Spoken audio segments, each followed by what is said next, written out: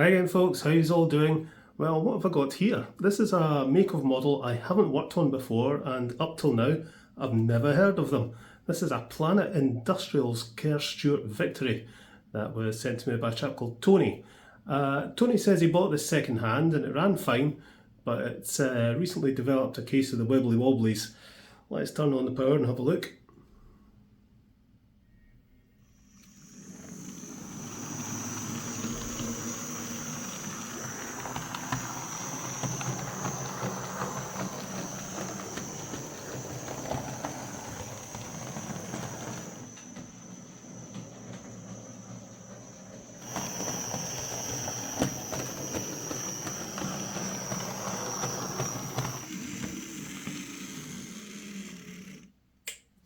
Yeah, it's got a wee bit of a limp.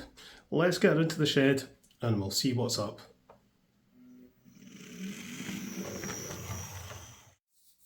Alrighto then, let's get a wee look at this Planet Industrials Victory.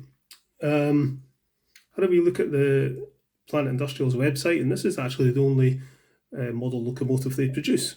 They do some kits of other locomotives and some wagons and stuff, but yeah, pretty small outfit. This has had a wee bit of damage done there, and it looks to have been glued a bit crudely.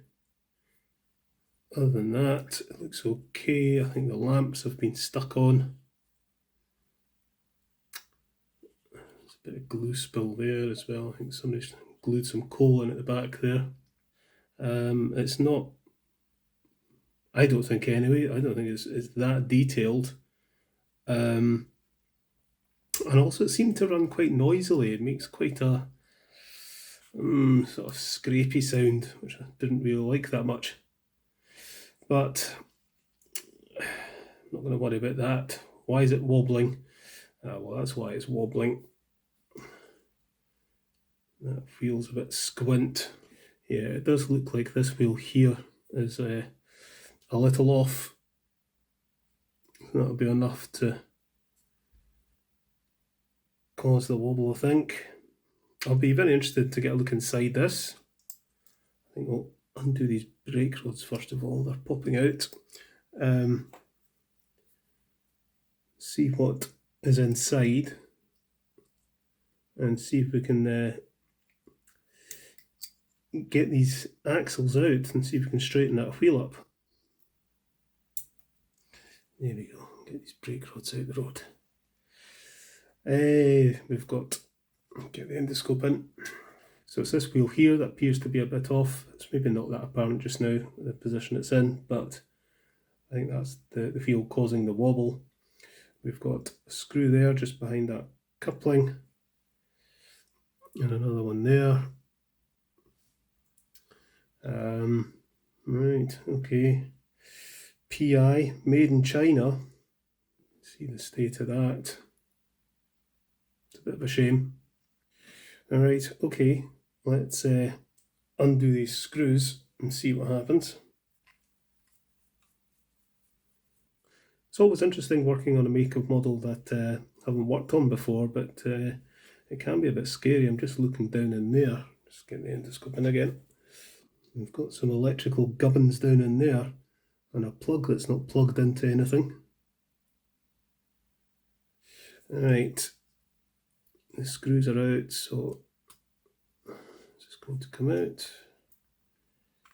I think so.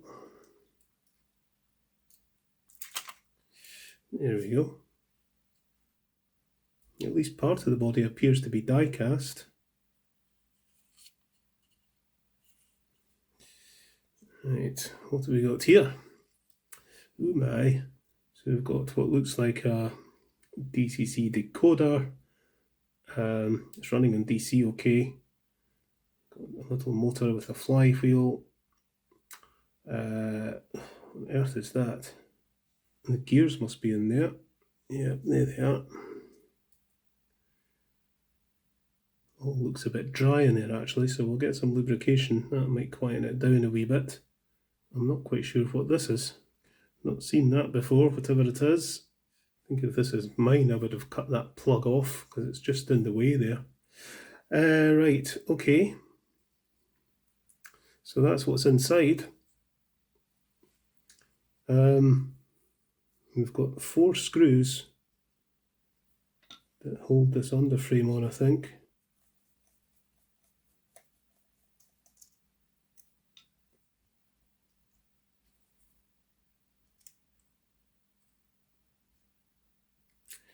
There we go.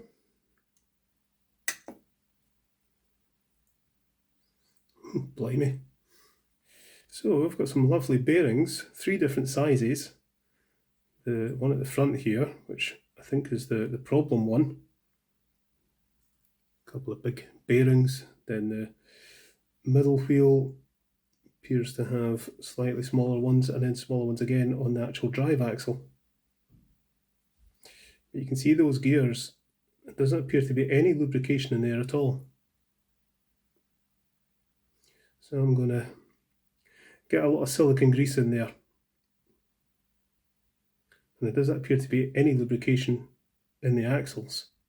We've got 4 separate pickups, each individually wired, and these ones are in contact with this axle and the middle axle.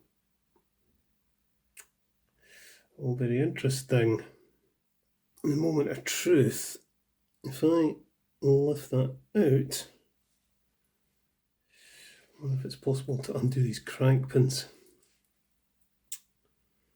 The thing is, I don't know if they screw in or if they're push fit. I don't think my crank pin spanner will fit them.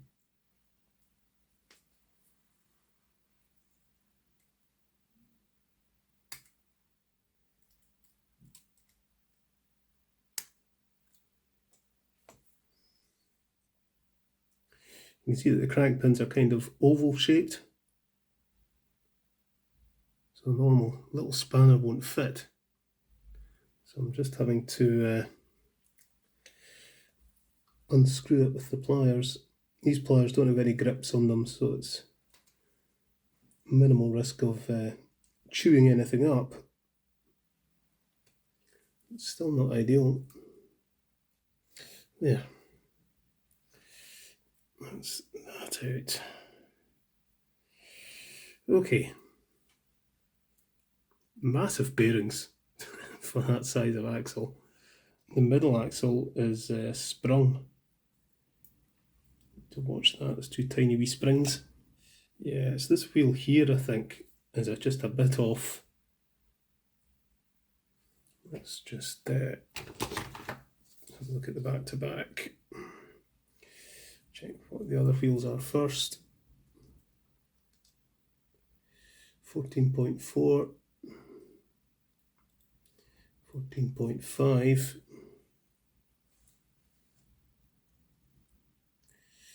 14.5, and the other side 14.9. So that's how much they're out. 14.4 there, on the other side 14.9.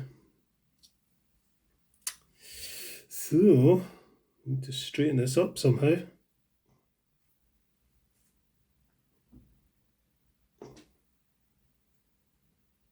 Right.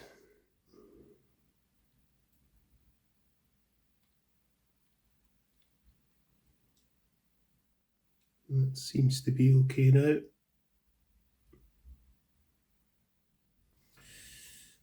This will be fiddly without a dedicated little spanner for it. Just going to put a blob of black tack on the small end of this crank pin spanner. I'm not really using it as a spanner, I'm just using it as a means of getting a grip of the crank pin, so I can turn it.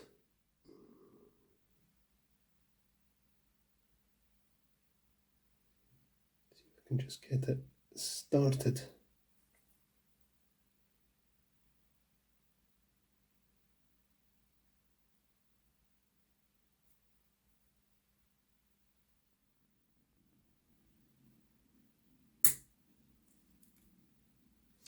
There we go. Right. Let's get this tiny wee spring back in place. Right, okay. Some oil into these axles. And then I want to get some silicone grease into these gears.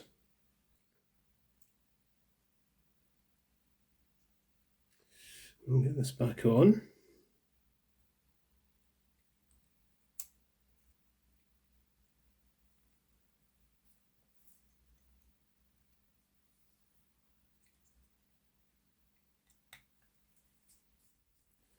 Right, let's open this up again. And we'll get some grease in there.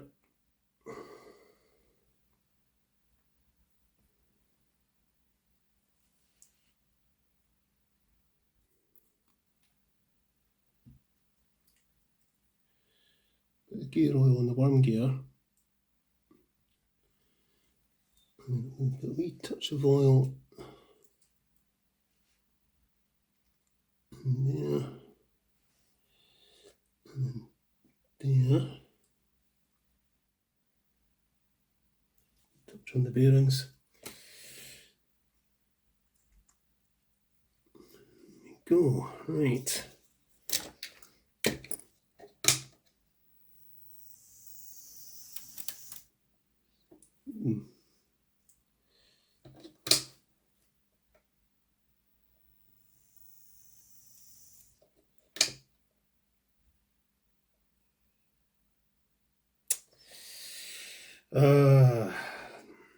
That's annoying. This crank pin is popping out. I mean, this should be an easy fix. You know, just take the axle out, straighten the wheel up,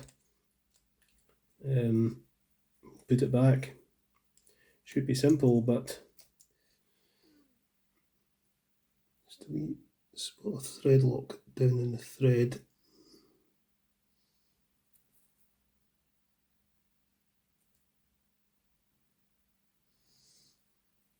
And then we'll screw this back in, and we'll leave it for a bit, and hopefully that'll hold it. But you know, this crank pin is not really tightening as such. I don't know if the thread's maybe a little stripped or whatever, but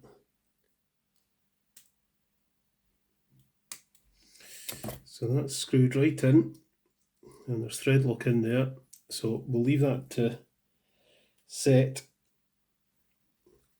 and hopefully that will sorted it.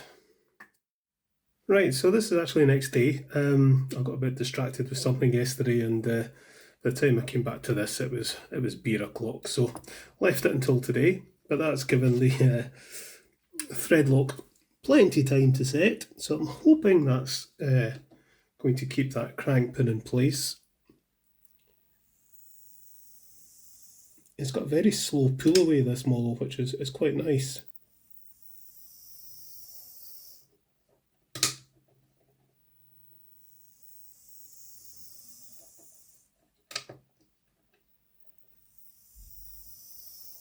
That certainly seems a bit better, but we'll see how it goes. I mean, it's entirely possible that the crank pins had thread lock in them, but that one stayed in okay. It's just that one that was popping out. You know, as the wheel was rotating, as the rod was rotating, it was turning the screw with it. Just all too much of a close fit. There's not much play when you screw the crank pin right in. There's not much play. You know, the rod is pretty firmly in place. So if the crank pin, you know, doesn't screw in and lock, it's just going to rotate and undo itself. But that's what the thread lock's for. So pop this back together.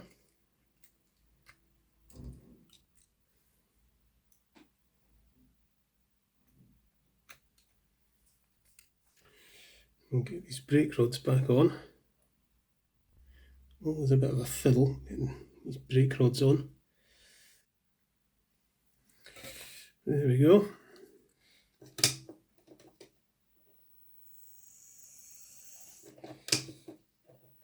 We're done. No more wobble.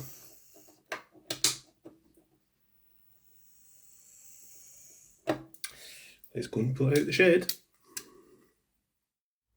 Okay then, let's bring her out.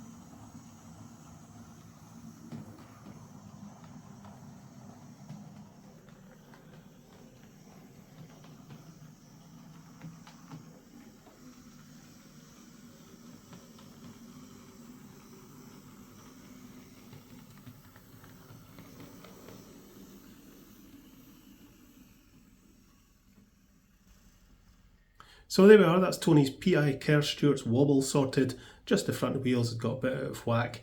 When you have plastic bushes, it really doesn't take much to knock the wheels out of alignment, especially on more modern models where usually both wheels on each axle are insulated. Just be careful how you handle them. Don't touch wheels or rods on modern steam models if you can help it. I had a bit of trouble with one of the crank pins not locking after refitting, but a wee bit of thread lock sorted it. Also gave the gears some grease and oil and oiled the axles. I think it does run a little bit quieter than it did, but it's nowhere near as quiet a runner as other modern models from the main manufacturers. But a nice wee tank engine nonetheless, and nice to work on something different. Okay folks, I shall get this packed up and sent back to Tony. I'll catch you later.